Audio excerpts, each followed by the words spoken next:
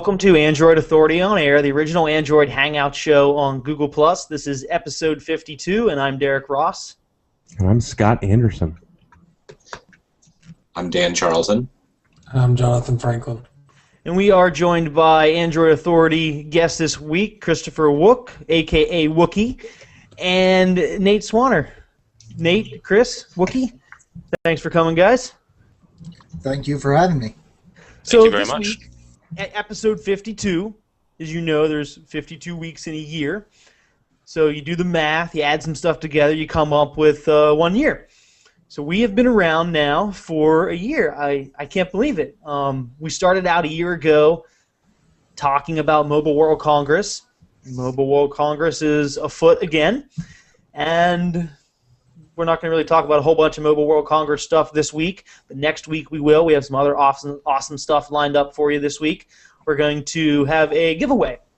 We've partnered with Cruiser Lite to give away 10 different $15 gift cards, and throughout the show we're going to plug that URL in. So if you're watching live, you're going to have a chance to win some of those gift cards from Cruiser Lite.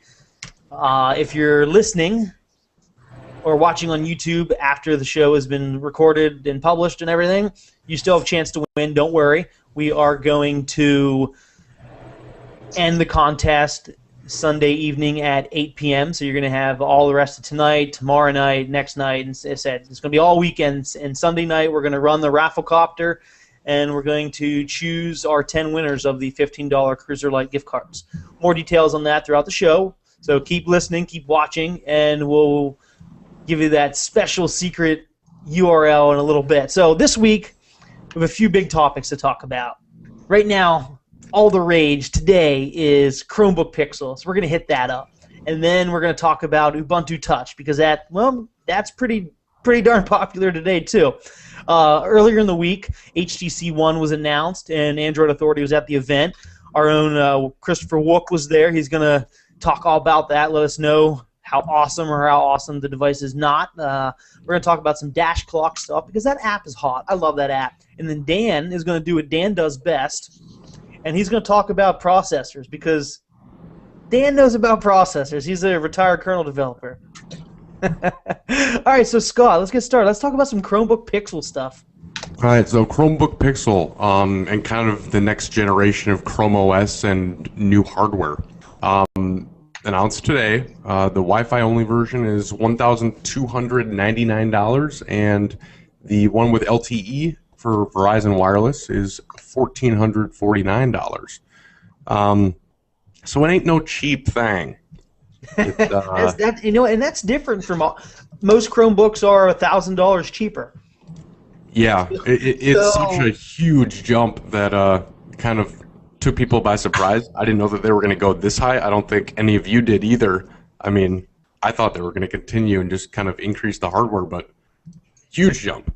But we'll get on to why it costs that much and how you can get some bang for the buck. So let's backtrack a little bit and talk about the initial rumors. If you remember, Android Authority covered the rumor a few weeks back whenever a video showed up on YouTube and then was mysteriously taken down. Well, we and a bunch of other people stole it before it was, nothing disappears on the internet, right? So we were able to capture it before it was taken down, and then we had some things posted on Google Plus saying, hey, sorry, we were hacked by a company nobody really ever heard of. And then we had a Vincent Koch, I believe his name is, come out of the woodwork saying, hey, my company Slinky.me was hacked, we were working on this video, and everybody says, no, this is real. No, this isn't real. There's a lot of people looking at it saying, you know what, if you look at the company, you look at the guy, you look at their profile, that this company didn't do this thing's fake, the product isn't real, and many major tech blogs debunked it, and then many major tech blogs, such as ourselves, we backed it. We said, yeah, it's real, and here's the fact. We started going over fact over fact, and then, lo and behold, today, we find out it's real. And our own Nate Swanner, he actually interviewed the guy that's kind of infamous for leaking the Chromebook Pixel before and after it was officially announced. Nate, do you want to talk about that before we get into the specs here? In doing research for our initial stories, I reached out to him. I didn't get an answer. We ran a story, which was just kind of a, is it real? Is he real? What's going on? This guy's really, there's not a lot of information about him, especially for a guy who's, supposed to be an ex-Googler and all that kind of stuff. There was just no information readily available about him. So I wrote the story. He reached out afterwards. We got to talking, and he never really confirmed or denied it, that was the Chromebook Pixel, that was the actual product that he, physical product he had seen. So he was really evasive still. And then today happened, and then he wrote me on Google Talk with a kind of, haha, told you so. So we got to talking a little bit. He's in Japan now. He was in China trying to solve his hacker issue. He, just kind of wanted to touch base and say hi, and I told you so. And he kind of hinted at a few more surprises for I/O. We talked about that because obviously, if the Chromebook's out now, it may not be at I/O like we thought it would. So he hinted at a few more surprises. Again, there's not a lot of information, but he was right about the Pixel, so it's kind of hard to doubt him. Yeah. I'm curious to find out maybe in the next coming weeks, what other hints he's given us, Yeah, me too. Hopefully I'll get more.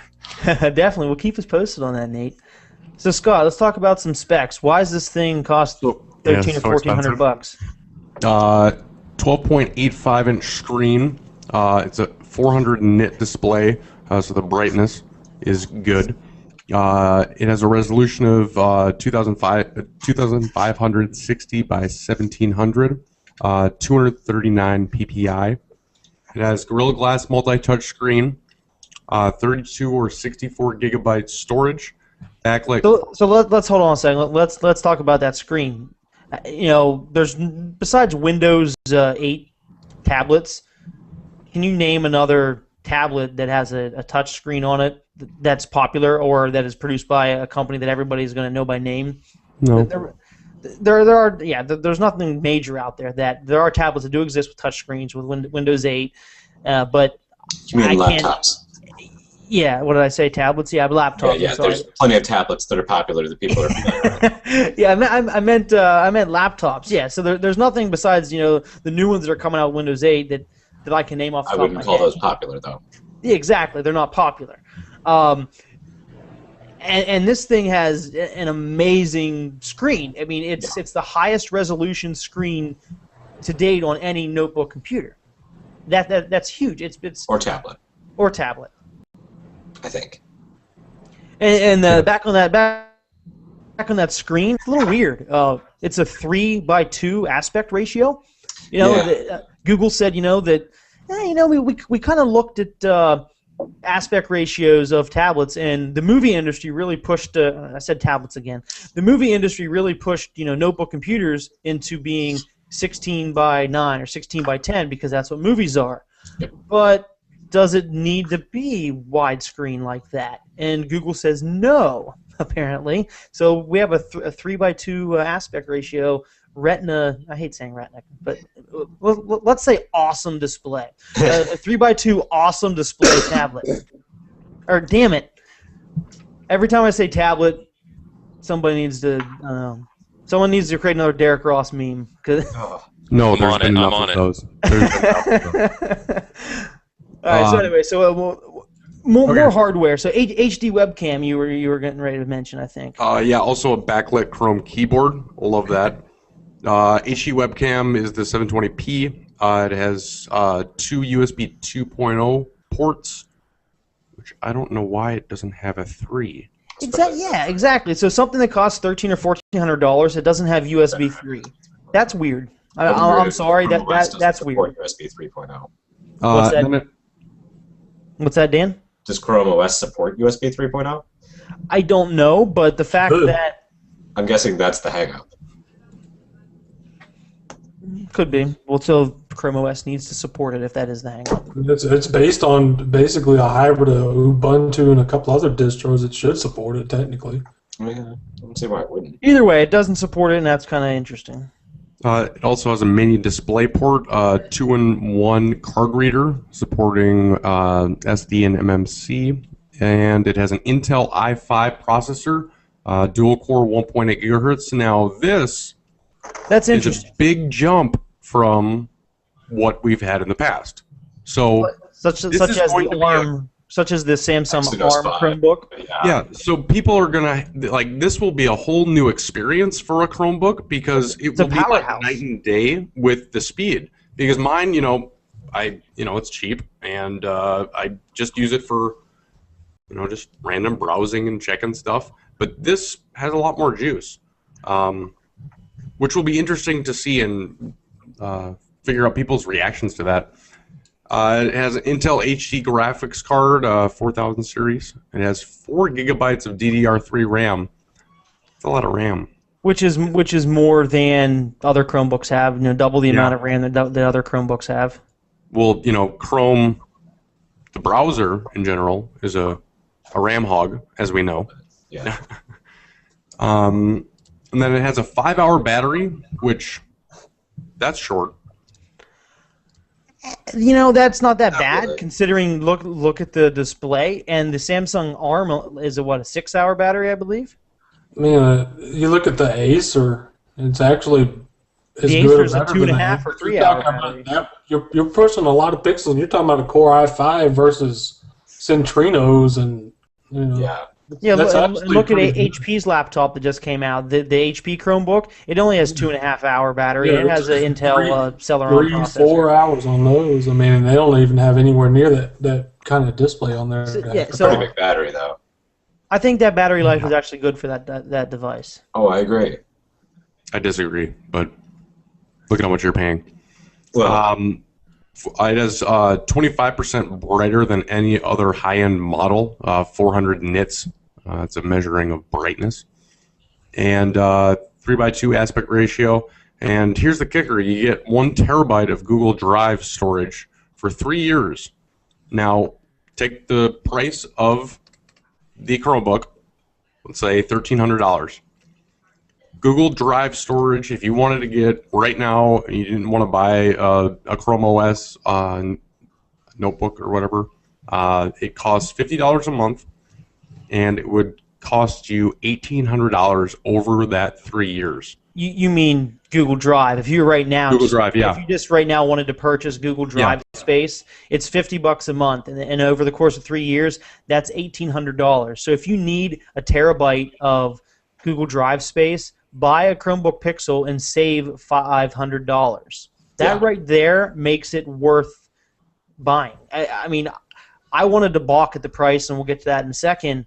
But if I needed a terabyte of cloud storage to store all my movies or something, whatever I want to store, I mean, a terabyte of space is going to cost you over 3 years $1,800. I'd save $500 if I bought a Chromebook Pixel. yep.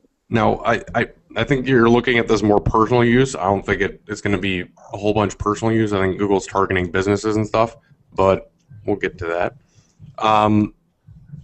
So what do you guys think? Those specs, do they live up to the price? And is the kind of the carrot on top, the 1 terabyte for 3 years, worth it? I'll go first, then we'll go down the line here, I guess, and give our first initial thoughts on this. So, when I saw the initial Chromebook Pixel video, I thought, wow, this thing is awesome. If this is true, it's going to, all the pixels, all the power, the display, that this thing is going to be more expensive than a regular Chromebook. I thought to myself, the Nexus 10, a $350, $400 tablet, has a lot of pixels, more than any other tablet. Let's just double the price of that for a little bit more bang for your buck, a little bit more juice, and that's probably what it'll cost. That's what I was thinking. So I was thinking, $700, $800. I wasn't thinking 1,000, let alone 1,300. I'm not buying one because of that, because I can't afford to spend $1,300. I don't need a Chromebook. I have one. I have a Samsung ARM. For it to be an impulse buy range to me, we'd have to cut that in half. So people that are looking for new laptops, maybe. Impulse buying, I don't think so, unless you're somebody that is in this hangout that already bought one. That's just my thought. Now, in terms of hardware, that's awesome. It has a powerful processor. To me, this is competing against the MacBook Pro that's similarly priced and similarly spec'd. But a MacBook Pro that has the same hardware or similar hardware can do a lot more than a Chromebook. And maybe I'm missing the concept of a Chromebook, but initially I thought that Chromebooks were cool because they were going to be cheap and they're going to be able to make computing easy and simple for the masses, because everybody can get a cheap computer and get stuff done. So everybody can get stuff done in a really badass way now, but it's not cheap like previous Chromebooks, and it's hard for me to fathom right now because previous Chromebooks have been so cheap. So I don't know what to think about it. I'm curious. We'll talk about a little bit later what is down the road for the next Chromebook. So Dan, what are your thoughts on the Pixel? Hold on, before that, I just want to throw something in. Andrew Darling says that it will take all 3 years to upload stuff to that. And are you running like a 28.8K modem? What are you doing? Yeah, it's not going to, it's not, I don't, yeah, I mean, I have pretty fast internet here through Comcast. I can, now Comcast does limit me at 250 gig a month, so it would take me 4 months to upload. But after 4 months, I got it all uploaded. You don't download anything. And you got to download it again every time you want to use it, though. Yeah, But once but I'm not going to stream it all over. I'm not going to stream 250 gig a month. That's a lot. Yeah. You're still on unlimited on Verizon. Just see how they like it. Oh yeah, What if you're using Verizon? Yeah, you transfer it via USB from your computer to your Sprint phone, and then you upload it from your phone. Before the show, we're getting off track here, but I'm going to continue to that. No, we're Before not. The show, Dan said he was just going to drive down to Kansas City, find a Wi-Fi hotspot, that's Google Fiber, and just upload everything right there. Yeah, it's right on Google's backbone. It'll be fast as crap. However, So you're going to be limited by the hard drive is. SSD. That's how fast it'll upload. All right. So anyway, what do you think about the Pixel, Dan? Yeah, I have to agree with you about the price being a little shockingly high. I mean, the specs are decent, but not quite that good. If it had 8 gigabytes of RAM and an i7, maybe $1,300, but I could get a laptop with an i7 processor and 8 gigabytes of RAM for half the price. So I don't see it as being something that I would buy, but I also think that a big part of that is that I just don't see Chrome OS as being mature enough to justify that. Then again, I think that's kind of the point. I'm sorry, Dan. That was rude of me to laugh while you're talking. But Chris Rizzo, that's watching this show right now, he memed you already. He decided to make that into a meme, as I was jokingly saying. So if you're watching the show on YouTube, head over to the Google Plus comments and look at the original post, and you'll see Chris Rizzo's meme he made. That made me laugh. That's good. Yes, thank you for that. Yeah. All right, so John, what do you think about the Pixel? Price-wise, given that they've really pushed OEMs, with everything else, I honestly think if they had put it in the $800 to $900 price range, I think that was achievable. Yeah. I think the one thing that's really lacking with a lot of Windows laptops still is, and they're getting better since the Ultrabook push, but there's really not a really well built and really well done all the way through laptop, existing for Windows. Most of them are still 1366 by 768 crap resolution. Keyboards are, decent but not great. The trackpads are kind of crappy too. There's a market for a really well built computer. I look at a MacBook Pro, and I hate Mac OS X with a passion. I could never use Mac OS X. Their hardware. Software would keep me away from it, but I like the way that their laptops are built. And you know what? You have something there, John, because I know a lot of people that buy a MacBook Pro just because the hardware is awesome, and then they put Boot Camp on it and run Windows, or just boot camp in Ubuntu, or just blow away and do straight Ubuntu. That's the first thing that came to mind when I saw this, was that the specs are reasonably fast. It would be a pretty good device to dual boot with Ubuntu on it. Actually, it would make a pretty decent little thing to boot into Linux whenever you would need to. And I'm not so sure that maybe for the time being, until Chrome OS gets stronger, that Google should make an easier way to do that. If they're going to get into the high end, because if I pay over $1,000 for a computer, I expect that computer to be able to do all of my computing needs, not just a supplementary device to something where I'd still have to have a desktop on occasion to do some work. So here, think about this. Let's say Google wants you to keep this device for 3 years because they're giving you a terabyte of storage for 3 years.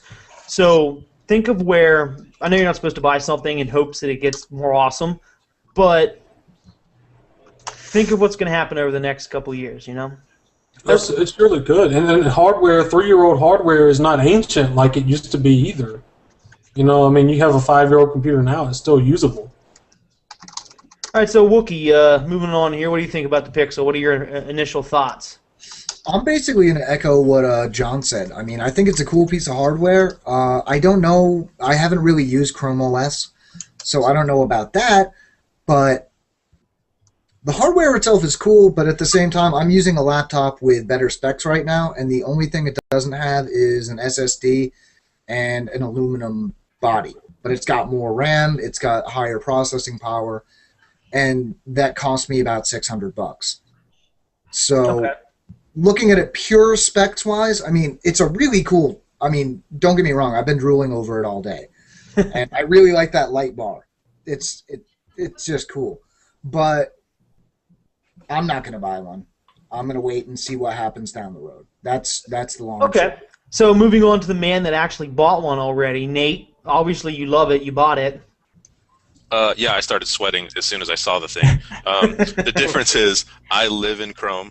I do 99% of what I do in Chrome, so that works for me. I am in the model for a premium laptop because I'm tired of, as John said, really poorly built Windows 8 laptops, and I also really hate Windows 8. And like John, I can't touch Mac stuff. I can't touch their software. I just can't stand it. Like you said about buying every 3 years, I think that's what they're going at with the storage. They keep you tied into that storage, and you're going to buy a device every 3 years to keep that storage happening. So that's where I'm at, and that's why I bought one. Good. And last but not least, Mr. Anderson, anything to add to this? Yeah, hardware's great. I don't think they're going to sell a whole bunch. But this is the progression of Chrome, and they might just be kind of overshooting as opposed to just incrementally upgrading, and then they'll find like a middle. They might. So where does this leave the previous rumors of, we talked about a possible Tegra 4 Chromebooks. There were some hints at some Tegra 4 testing being done. There was talk of a new Puppy device because the Chromebook Pixel is most likely the Link device that we've heard about. So what's Puppy? Is there still Puppy? What does that mean? Well, if this is a big dog, then yeah, there's going to be a puppy down the road. Yeah, I mean, there's been these sort of two different code names circulating, Link and Puppy. And so the Link had been rumored to have a 4 million pixel touchscreen display and an Ivy Bridge processor, which obviously the Pixel has. So it's pretty obvious that that's the Link. And then there's this other Puppy device, is the board name, that has references to Tegra 4 code. So apparently there's another Chromebook device floating out there, potentially with a Tegra 4 processor. So I definitely see, if they're going to come out with a high-quality device at a very high price like this, coming out with another high-quality ARM-based device at a lower price point, a la Windows RT versus Surface Pro. Maybe we'll see it announced at I/O. Maybe that's when the Tegra 4 Chromebook, the Puppy, will come out, and maybe that'll be my $700-800 high-end Chromebook that I wanted with this awesome display. I could see Especially this, not coming out at I/O, just because I know that Tegra 4 is probably not going to be ready by then. but I could see that as a good consolation, kind of a medium ground. Yeah. Okay, so let's move on to I hate pushing news back from the beginning of the week, and since this is a weekly show, not just a daily recap, but today was a big day. So let's talk about Ubuntu Touch. Yeah. So let's talk about the HTC One. That's mean. Okay. So if you haven't tried Ubuntu Touch yet, it's cool, but think of it as what happens in the Android world when a new device, a new Android ROM gets ported to a new device. The very first day that it boots up, and for a couple weeks sometimes, half the hardware doesn't work. It's slow, but it's an alpha. It's the first build. It's like, oh, we have Wi-Fi working, but you can't see the camera yet, or we don't have Wi-Fi, but we have audio, or and that's really what this is. This is your alpha build of an Android ROM that somebody just got CM working on it unofficially or something like that. That's really what this is, because it's slow, it stutters. On the Nexus 7, there's no audio, there's no camera. I put it on today at lunchtime thinking that this was going to be so awesome, and I was very, very excited. And then that excitement turned to frustration after I couldn't connect to my office's enterprise Wi-Fi because I found out enterprise Wi-Fi was not supported. So I played with it as, doing nothing, opened up the camera. Oh, wait, camera doesn't work on the Nexus 7. So I came home, hooked up to my personal Wi-Fi here at my house, and I played around with some of the apps, which are just web apps, which is fine. But like I said, it's a preview developer build. It's exactly what it is. It's nothing more. It's not for a consumer. It's for somebody to develop on, or it's for the enthusiast to install it, look at it, and then say, okay, cool. All right, I'll check back in another month. I'll check back when preview release 2 is out, or the first big bug fix is out. So if you're looking to install it and you haven't yet, there's two methods to do so. The official method from the Ubuntu.com wiki, you need to have an Ubuntu flavored OS like Mint or Ubuntu, and you need to run some terminal commands. And basically, it's leaving Windows users, the mass people that have computers, unable to install it from a computer, and that's fine. You actually don't need a computer. I didn't install it over a computer. I didn't use the official method. I downloaded the zip files, which we'll post those in a link here in a little bit. And I downloaded the zip files, and I actually made a tutorial today. So if you saw my post on Google+, you know what I'm talking about. You download your board file for your specific device, your specific Nexus device, which is the GSM Galaxy Nexus, the Nexus 7, the Nexus 10, or the Nexus 4. You download that specific board device, and then you download or board zip file, and then you download the actual ROM, which is like a 500 meg zip file, and you flash both of those in Twerp or Clockwork Mod, and you boot up, and there you go. It doesn't touch your SD card. So if you had an Android on there, which you should always do an Android when you're going to do something crazy like this, you can restore your Android and be good to go. Or flash your factory images and keep your SD card intact if you don't flash the user data. So there's a lot of things you can do to test it out, and I like the method that we're used to. We're used to downloading and flashing, a couple zip files. So I did that, and it was really easy.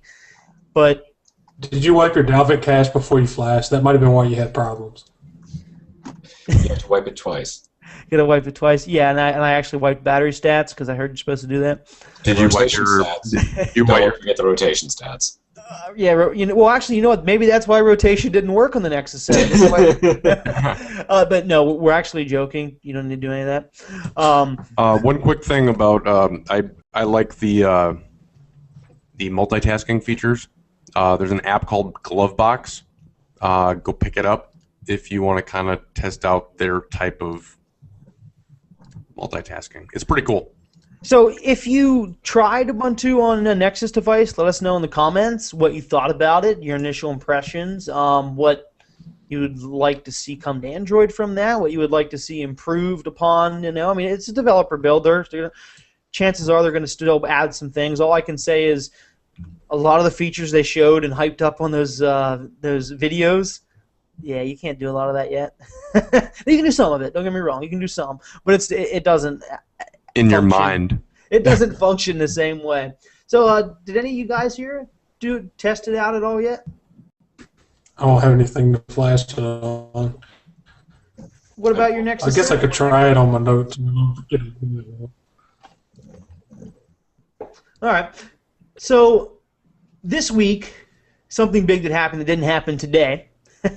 we're going to talk about the HTC One, and Android Authority was there at the event. My boy Wookie, he was there. He covered the event for us, and he got to play with the device, do some comparisons, some verses, and so Wookie, why don't you tell us, how awesome is the device? Tell us about Sense. Tell us about these new features, the hardware. How's it feel? I mean, is this a device that we want? Have at it. Well, the thing is, and Nate and Derek, you would know this from a private kind of conversation that happened between Android Authority people that there was a conversation about how specs are starting to become a little bit more irrelevant now that things are getting to a point where stuff just works. And in that respect, I think the One could do well because it basically, in a lot of ways, it's kind of a DNA with an aluminum body and a whole lot more features. The specs are bumped up a little bit, but not all that much. But I've got to say, I would, if it was on Verizon and I could go back in time and have a One instead of a DNA, I would have a One. It's pretty cool. Sense 5, well... what the heck? It's hard to... It's There are things that I like. Like, I like the fact that it's a bit more minimalist in its display, but blink feed, not a fan. You mean Windows tiles? You mean Windows 8? Yes, exactly. No. You mean Flipboard UI. Yeah. Yeah, that too. Exactly. And that's literally what it is. So what do? They formed partnerships with ESPN, MTV, Associated Press to bring news feeds right to this app, this widget or something called Blink Feed. And isn't Sense 5 really it's centered all around Blink Feed for social as well? Like everything just comes in there. Like it really reminds me of Windows tiles or Flipboard. Keep in mind that I was actually, before I say this, I'm actually kind of a fan of what I've seen of the HTC One so far.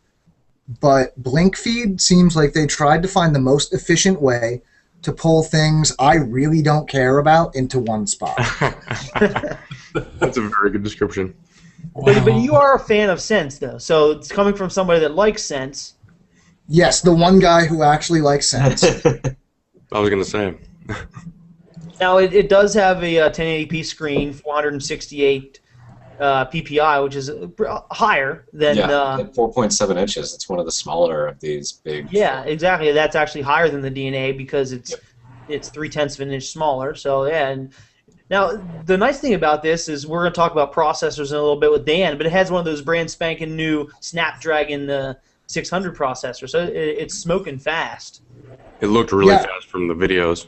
The software was a lot lighter too, so that it seemed lighter, faster. So that, when you're running Flipboard and just except for the Flipboard image loading, it looks a little bit more lightweight than Sense. So, Wookie, did you get to play around with the sound at all? Like boom sound is the new buzzword. HTC said they were going to wow us with audio, which, in my best understanding, is boom sound is Beats audio plus front speakers. Yes, it's exactly that. So, not all that much to be excited about. I mean, like, really, if you're an audiophile, Beats audio is, Beats is probably going to piss you off a little bit because it really messes with your sound.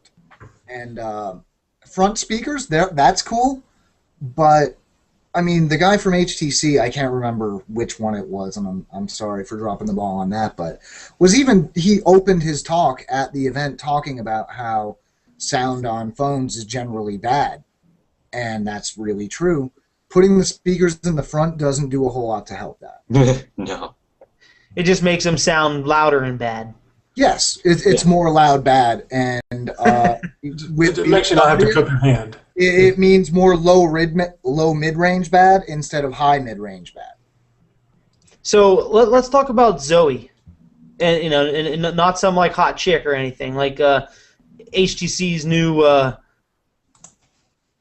software for video and picture and all sorts of stuff. This is their new revolutionary thing that they are going to impress us with the camera. HTC Zoe or Zoe. Yeah, Zoe, I would say, is probably the killer app of the one, actually. Getting to see that in action, there are some very cool things about it. The first and most important thing, I think, is actually the fact that once you open up the camera, it starts running a kind of constant buffer.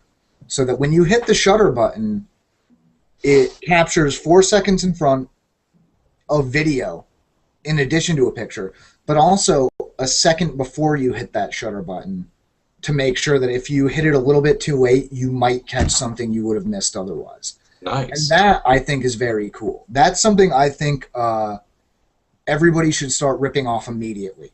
Now, Because- I don't like my battery draining. I got pretty quick reflexes when something happens, so I don't know if I need it. Well, I mean, it only happens, as far as I know, when the camera app is actually open and working.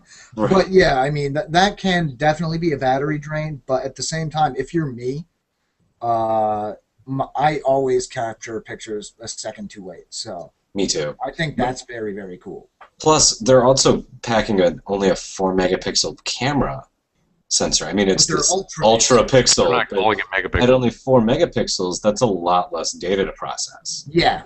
The act of taking a picture will not consume as much battery as taking an 8 or 13 megapixel picture, just because there's literally millions fewer pixels to process. So they technically speaking, it should take a better picture because they're processing a lot less in a lot less time frame, a lot less data in a lot less time frame. Well, the processing speed isn't really going to affect the quality of the image. What's supposed to affect the quality of the image here is the way they're sort of setting up the camera sensor. By having fewer total pixels, megapixels in the camera, they're able to spread them out more. So theoretically, each one's going to capture more light and therefore more information, even though it's less overall number of pixels. The quality should be a lot better, and so they're able to get a lot better low light and sort of natural light conditions pictures. Whereas, lots of cameras do great in bright light settings, but most of life is not in bright light settings. Now, That's a really speaking of bold- the pixels, didn't somebody from Nokia have to say something about these ultra pixels?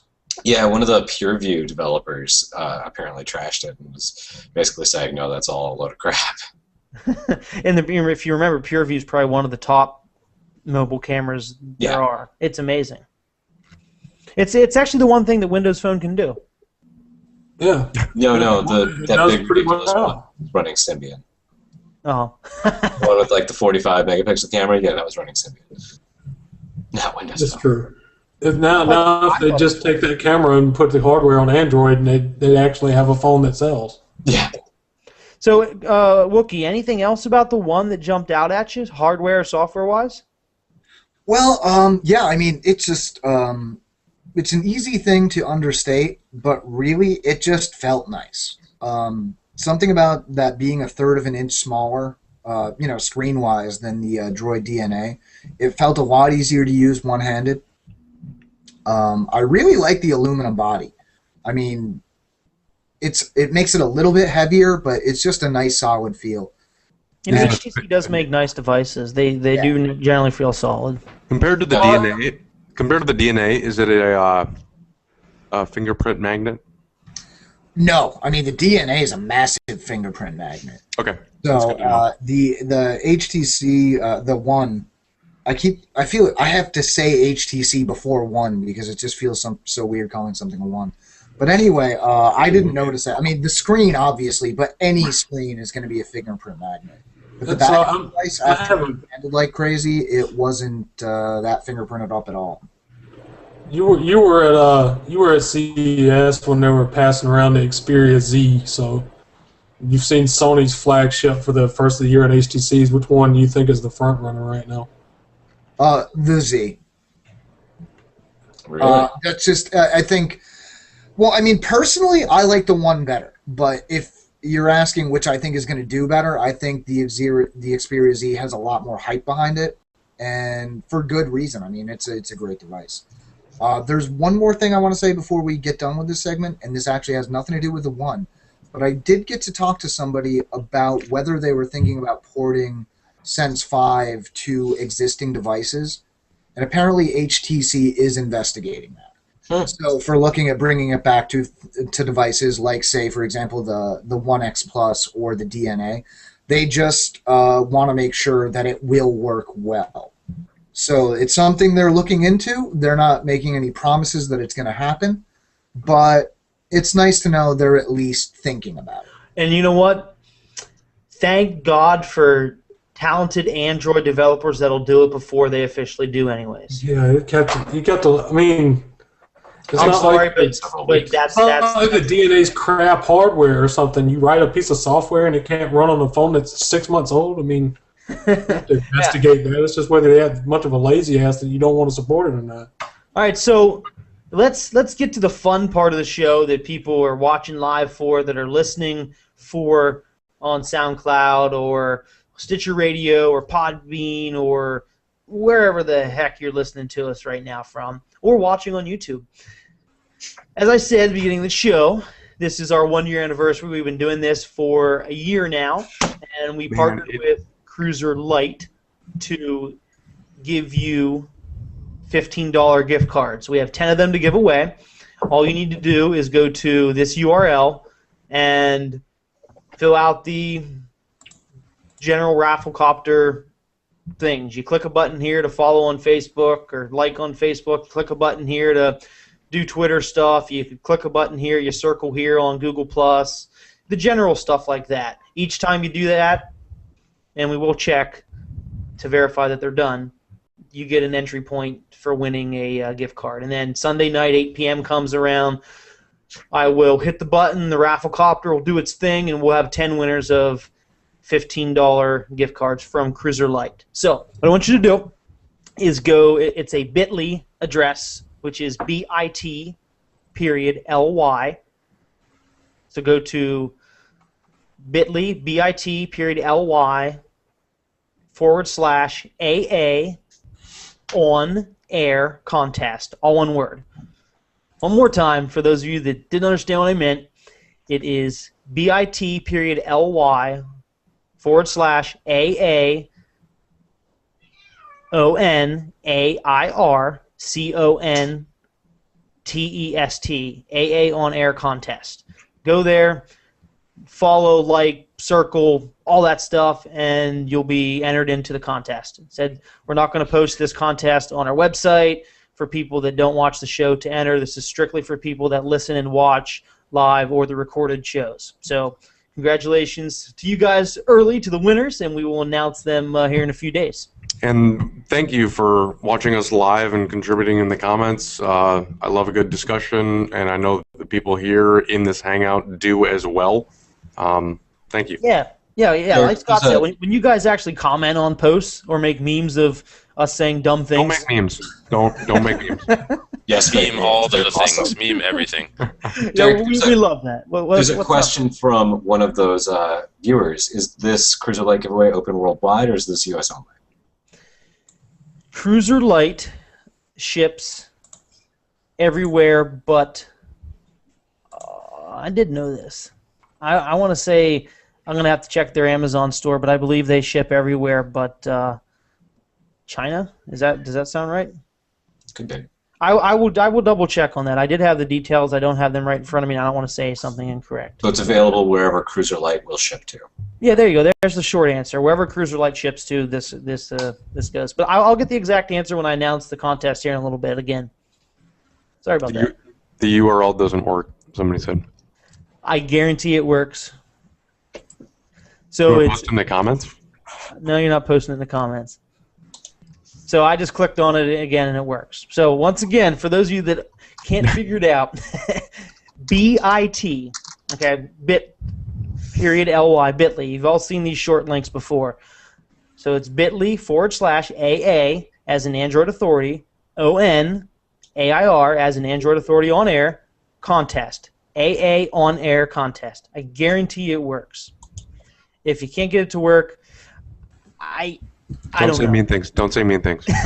Say mean things. Like, So I'm not posting it in the comments because then somebody just reading comments could win, and I don't want to do that to you guys, our loyal fans, our loyal listeners and watchers. I don't want to do that. I want to make sure that you guys have a chance to win. So keep trying, keep typing it in. I don't know how else to say it. AA on air contest. All right, I moving just on. checked and it does work for me.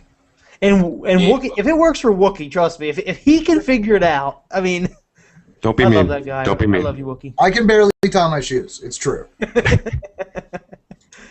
All right, so let's talk about some previous news that's been going on for the past week or so.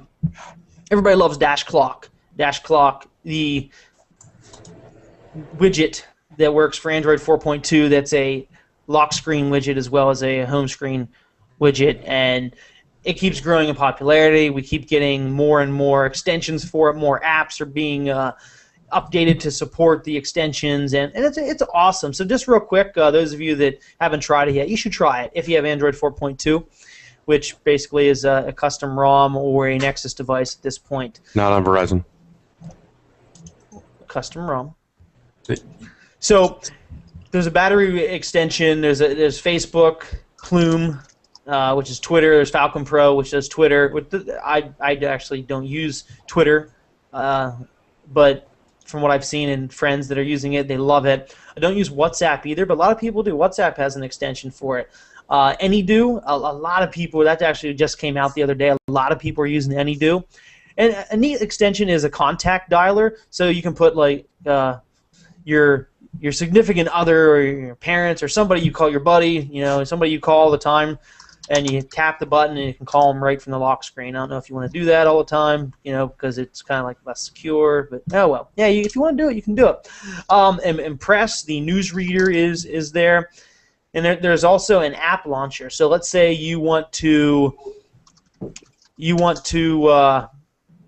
put an app to launch Chrome or to launch voicemail, right on the right from the home screen or right from the lock screen. You can do that, as well as create your own. There's an app called Custom what's it called? Dash Clock Custom Extension. So you can go in there and create pretty much anything you want and assign any action to it. So there's just search the Google Play Store, or if you have the latest version of Dash Clock, you can actually click the About or drop-down menu, and it'll take you to the searching the Play Store for more extensions. And the more extensions you have, the better it gets. Still talking about apps. Chrome Beta got updated today.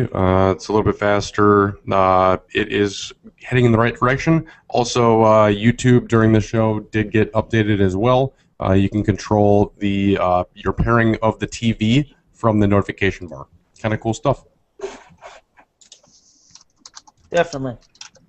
So, Dan, I heard some new processors. Yeah, there's been a lot of processor and radio news, or baseband news this week, actually. Qualcomm had previously announced the Snapdragon 2 and 400, and they actually detailed them this week. And I've also brought together the details of the 6 and 800, as well as their newly announced RF360, the one radio to rule them all, really. And we're going to look at these and then compare them with some of the new announcements from NVIDIA with their Tegra 4 that's obviously already been announced, and then the new Tegra 4i, the lower power, hopefully less expensive version that they have an integrated radio with. So getting started with Qualcomm, we've got the 2 and 400, which are their low-end entries. The 200 is actually not even a Qualcomm-designed chip. It's a ARM Cortex A5 quad-core CPU at 1.4 gigahertz with an Adreno 203 GPU.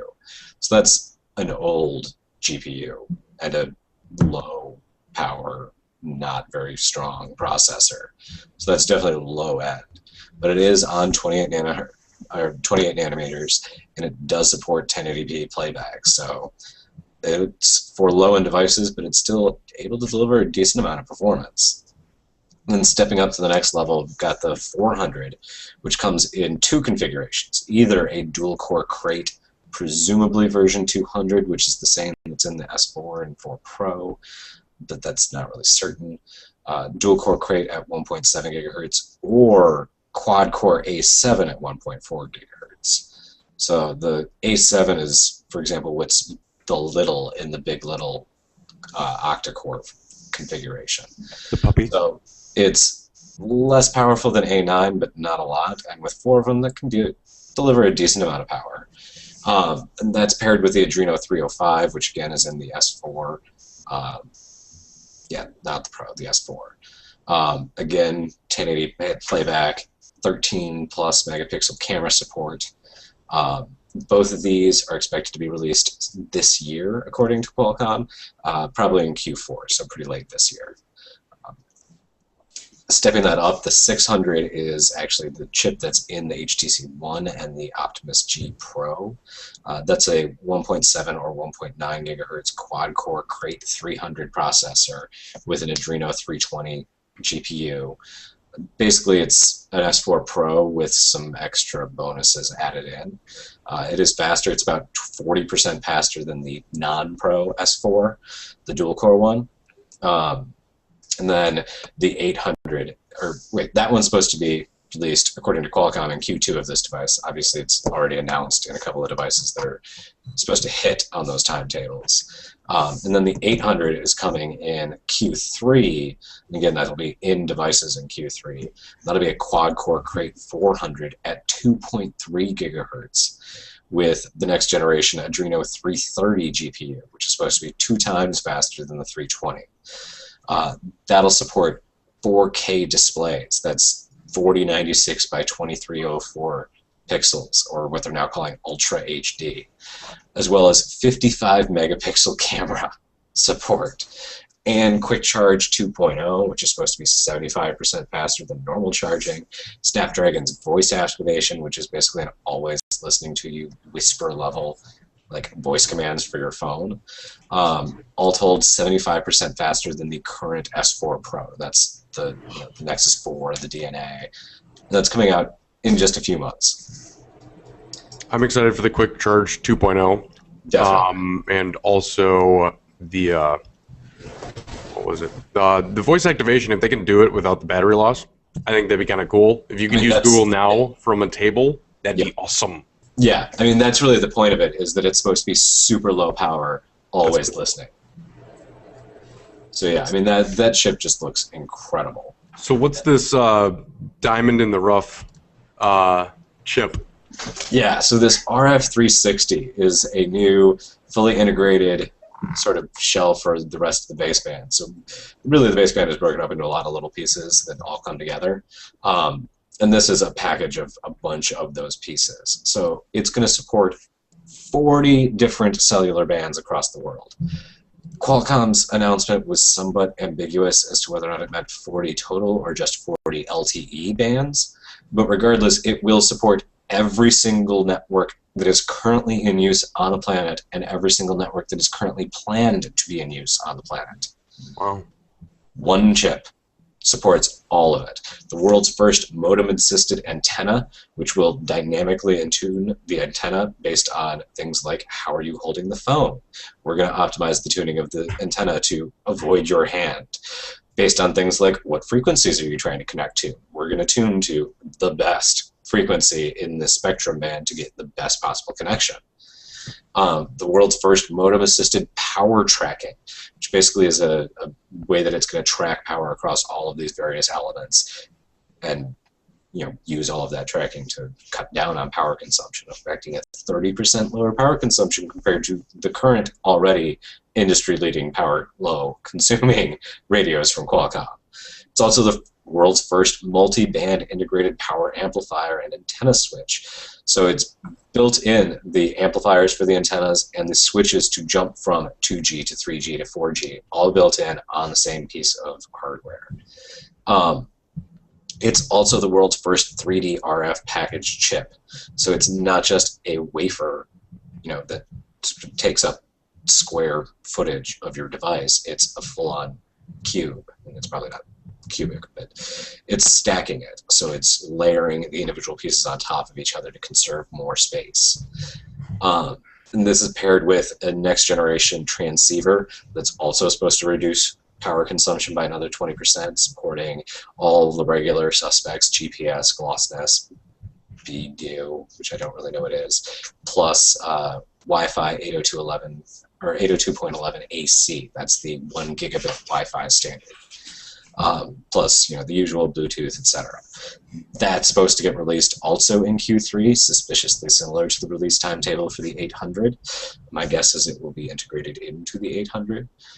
So devices that come with this, the 800 and this new LTE radio, are going to be like the God chip. I mean, 2013 is going to be a great year for mobile technology. So Dan, I have a question just as we're on that subject.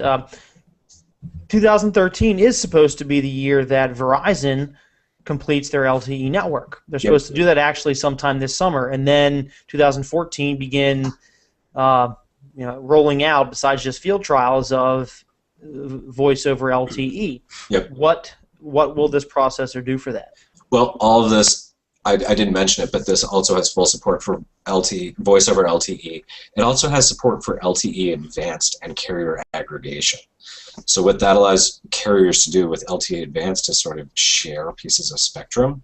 So if you have 10 megahertz block out of the AWS spectrum, and I have the next 10 megahertz, and then you have the next 10 after that, you can stack them together to sort of create a better connection out of it. So this has full support for all of that. Unfortunately, the only 2 networks that I know that use that right now are one that was set up for testing in Moscow and one that T-Mobile USA has not yet turned on. Now, does stacking that just basically make a bigger pipe so you can put? Okay. Yeah, it gives you a wider channel through which you can run all the connections, and obviously that means you can run higher speeds, more people, more bandwidth. You got people going through. You're going to get more information. They're going to get what they want quicker. Okay. Yep, just like more lanes on a highway. Yep. It's basically spillover for when you run out of. Exactly. I mean, one of the problems the carriers face is even Verizon's buying it up. Yep. Verizon's buying AWS spectrum. Yep. Yeah. I mean, Verizon, AT&T, and T-Mobile all have plans to or already have LTE on AWS. So, and most of the LTE Canadian networks are on AWS as well. So, all right, so and again, this chip is really going to make interoperability kind of irrelevant. Yeah, there's no excuse not to be able to have a complete global launch on a device. On every device you ever make. Yep. So whenever the Galaxy S4 comes out, which is rumored to be on a Qualcomm processor, that if let's say that rumor is true, let's say it's not using the Octa because that is rumored to be too hot. Yep. It won't have this. It won't have this radio. Okay. Yeah, this is coming out later in the year. Yeah. It's going to come out in Q3. I'm assuming that Samsung's going to put out the S4 in Q2. So the Note 3. Yeah, maybe. Okay. Yeah, really, any device that any company ever releases after Q3 of 2013, if it doesn't work, and the next Nexus, it's their own fault. and all that good stuff. Yeah, I mean that's huge. Supporting every network on the planet at the same time is just ridiculous. In other processor news, though, NVIDIA has been talking up their own radio technology lately.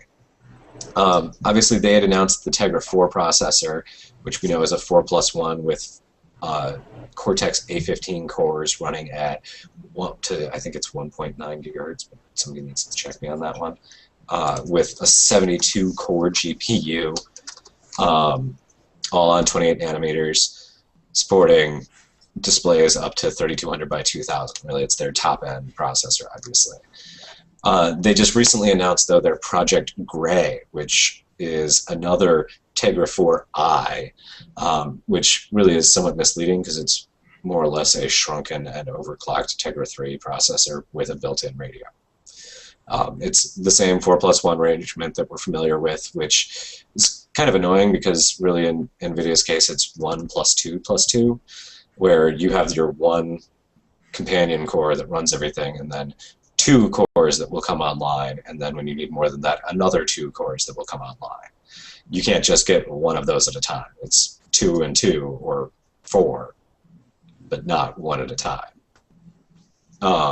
This one's down to only a 60-core GPU, same 28-nanometer process. Really, the thing that NVIDIA is pushing with this is that it's only 60 millimeters squared. So it's a very tiny chip. They were bragging about it being substantially smaller than similar offerings from Qualcomm. Granted, they said that before Qualcomm made their 200 and 400 Snapdragon announcements just recently, so I don't really know what comparable chip they were talking about, because nothing else is comparable in terms of performance for what they're putting out with this. The real news there is the Icera i500 baseband, though.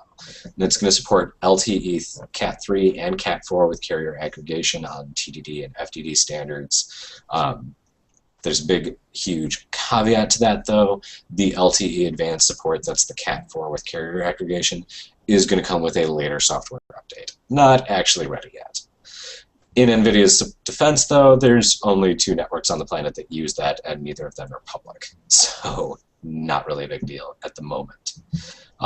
It'll also support GSM and Edge, HSPA Plus 42, TD-SCDMA, which is the networking technology they use in most of China, but not CDMA. So no Verizon and no Sprint for the Tegra 4i. It is also a software programmable modem, so you can actually, similar to Qualcomm's sort of universal radio that they just announced, you can bring differently tuned antennas to it and then just reprogram the modem. So it's less hardware that that OEMs have to buy, but it's still not one universal solution like what Qualcomm's offering. The big disappointing news out of this, though, is the expected release date. NVIDIA expects to release it to OEMs, sampling it, by the end of 2013. That means it's not going to be in any devices until Q1 2014.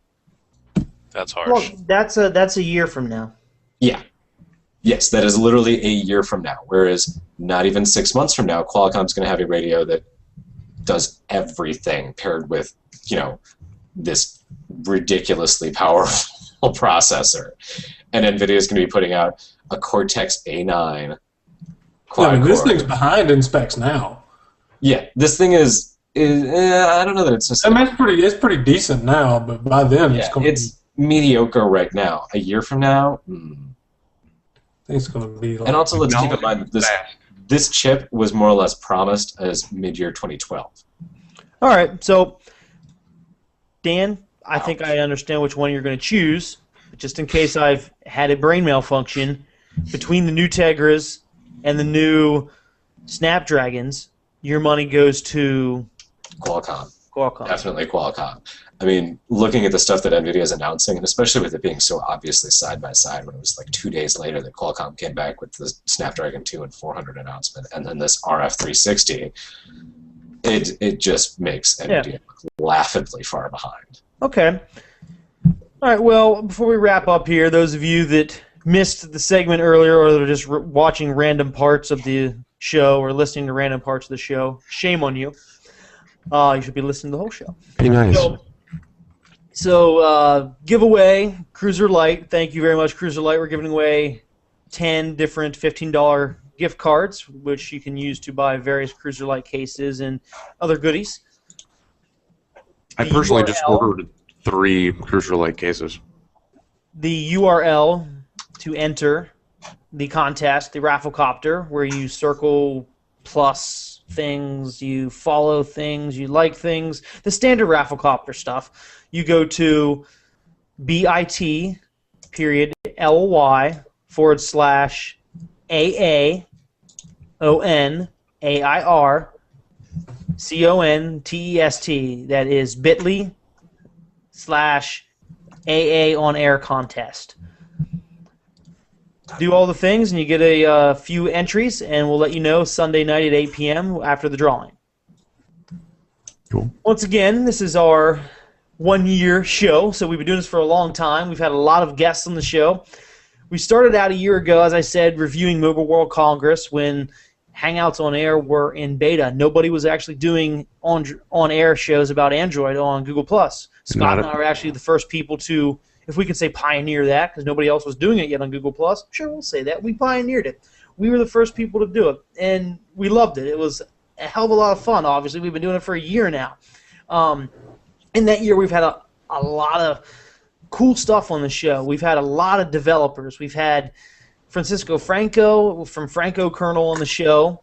We've had the whole entire MIUI.US team on the show various times, various developers from that team a couple of different times on here talking about different projects they're working on and the ROM itself or developing. We've had Dan on the show actually talking about Team at Kernel a year ago when he was when he was a kernel dev. What's that? More actively developing. When he was more actively developing. I pick on Dan all the time. He's a hell of a kernel developer. He knows his stuff.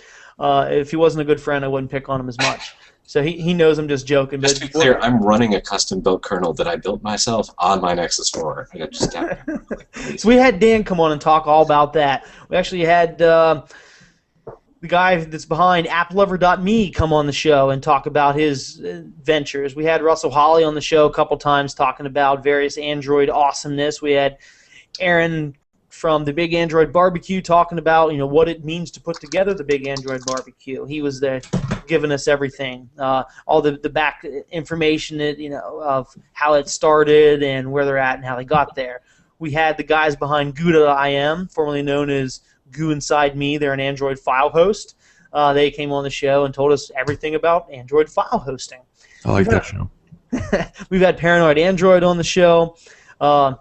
Who else have we had? Am I missing somebody? I know I have to be missing somebody.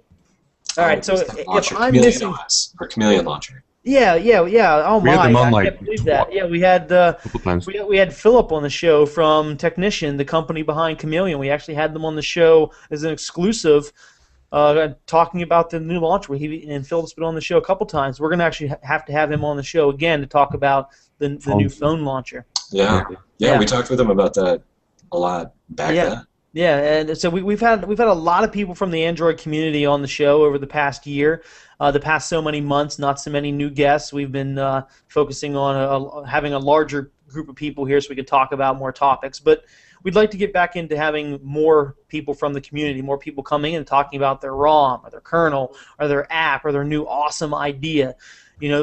Something they do Android related that they want to come and yak about for 15 minutes or so. So if that sounds like you, drop us a line, contact me on Google+, contact Scott, let us know, and we will try to get you on the show. Francisco Franco is going to be coming on here in a few weeks, maybe sooner or later. He said sometime soon.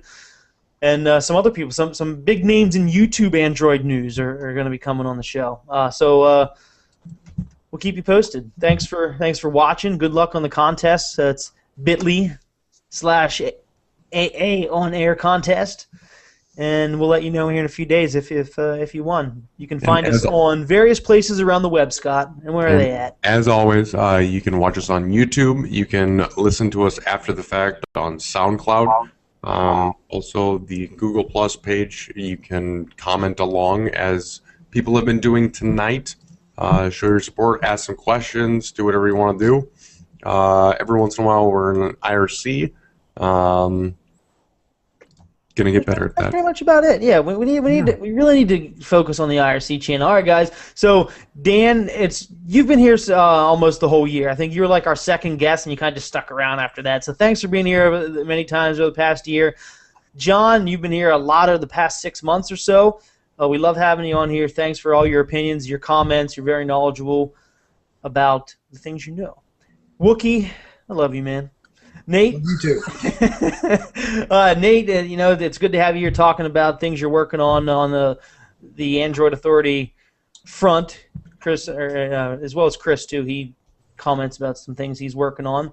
And Scott, I love you, man, too. I wouldn't have been able to do this without you a year ago. You and I, look what we've done. We've built a hell of a following, and thank you guys for watching this, and thanks for laughing at us when we can't tell the difference between tablets and laptops, and we can't tell the difference between a back door, a back door and a back order. That is going to haunt me this next year. I'm looking forward to this upcoming year. If you don't know what we're talking about, if you're a new watcher of the show, start searching for Nexus backdoor. Scott Anderson, he knows a lot about that. We've come a long way, and I'm excited for the year to come.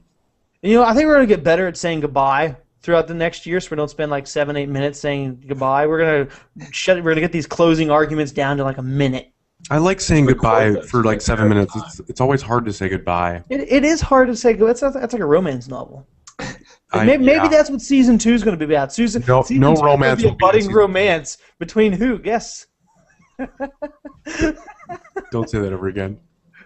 Oh, All right, well, everybody, thank you for watching, and you guys have a great night.